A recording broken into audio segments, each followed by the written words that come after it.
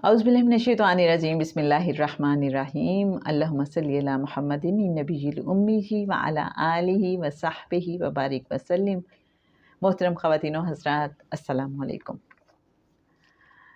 अर्ज़ फ़क़ीर मुर्शिद कामिल जनाब सैयद सरफ़राज़ अहमद शाह साहब की किताब और दिल की गहराइयों से निकली रूहानी गुफ्तगू, निशिस्त नंबर 25 और जनाब पेज है 205।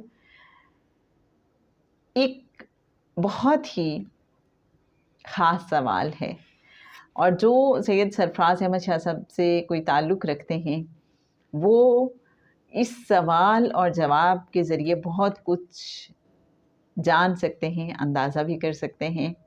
एक नई दुनिया, एक नया भेद उन पे आया हो सकता है। बस थोड़ा सा गौर व फ़िक्र करने की ज़रूरत है।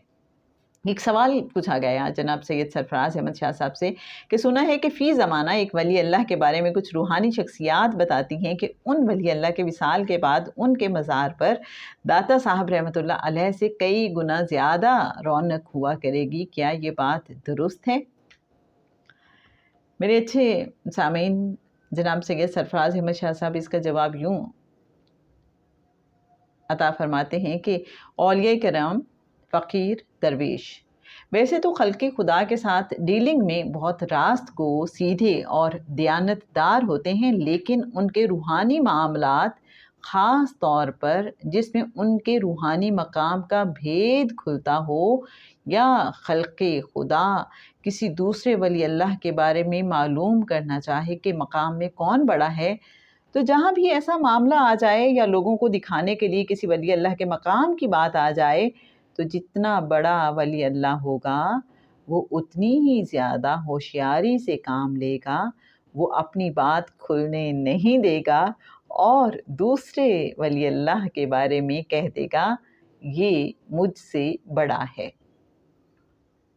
दादा साहब रहमतुल्लाह अलैह का मकाम क्या है ये किसी को पता नहीं चलेगा, क्योंकि उनके बारे में औलिया कराम को तजुर्बा ये हुआ कि अगर किसी अखियार या इमरान ने उन्हें देखा तो गुमान हुआ कि दादा साहब रहमतुल्लाह अलैह शायद अब्दाल या कुतुब के मकाम पर हैं। किसी अब्दाल ने उन पर नज़र डाली तो समझा कि शायद दादा साहब गौस हैं, लेकिन किसी कुतुब ने उन्हें देखा तो उन्हें कुछ का कुछ समझा। साइंस कहती है कि आसमान कुछ नहीं, ये महज इंसान की हद निगाह है।